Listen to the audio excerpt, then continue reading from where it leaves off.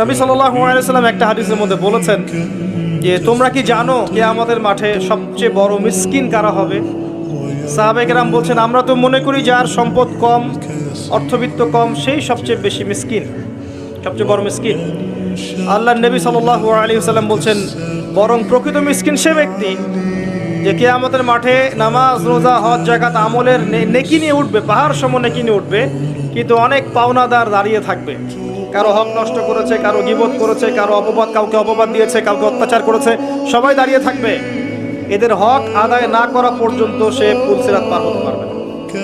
তখন কি করতে হবে? নিজের নেকি ওদেরকে দিতে হবে, কারণ তখন কোনো বেচা কেনার সুযোগ নাই, হক আদায়ের কোনো সুযোগ নাই। নিজের নেকি ওদেরকে দিয়ে শোধ করতে হবে। নেকি শেষ হয়ে গেলে কি হবে? অন্যের গুনাহ তার আমলনামায় আসবে, পরে দেখা যাবে ওই ব্যক্তি জান্নাতে চলে গেছে আর এই ব্যক্তি পাহাড় সমান নেকি নিয়েও জাহান্নামে চলে গেছে।